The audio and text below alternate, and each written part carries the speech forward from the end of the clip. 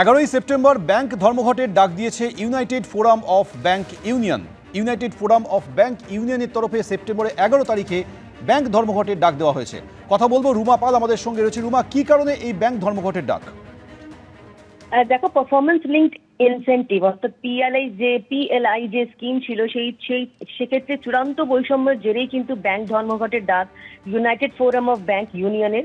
11ই September all India strike ডাকা হয়েছে। তারপর আবার সেপ্টেম্বর মাসেই 28, 29, 30 ব্যাংক ধর্মঘট ডাকা হয়েছে। আর তারপরেও যদি সরকার তাদের দাবিতে যদি সাড়া না দেয়, সেক্ষেত্রে 26শে অক্টোবর থেকে অনির্দিষ্টকালীন ধর্মঘটের ডাক দিয়েছে ব্যাংক সংগঠনগুলি। এবং কি বলা হচ্ছে এই স্কিমে বলা হচ্ছে যে স্কেল 1 থেকে 4 যারা রয়েছে সেক্ষেত্রে কিন্তু তাদের সাথে স্কেল 4 to 8 তাদের স্কেলের মধ্যে কিন্তু দেখা যাচ্ছে যে তারা ইন্টেনসিভ পাবে, সেক্ষেত্রে কিন্তু একটা বৈষম্য রয়েছে, চূড়ান্ত বৈষম্য রয়েছে, যেখানে দেখা যাচ্ছে যারা 4 to 8 রয়েছে তাদের ক্ষেত্রে যে স্কেল যারা পাচ্ছেন তাদের ক্ষেত্রে কিন্তু দেখা যাচ্ছে বেতনের সমতুল, কিন্তু অন্যদিকে 1 থেকে যারা 4 পর্যন্ত রয়েছেন যারা কাজ করছেন সেক্ষেত্রে কিন্তু তাদের ইনসেন্টিভ কিন্তু খুবই কম। এবং শুধু এটা নয়, আরো অন্যান্য দাবিও রয়েছে।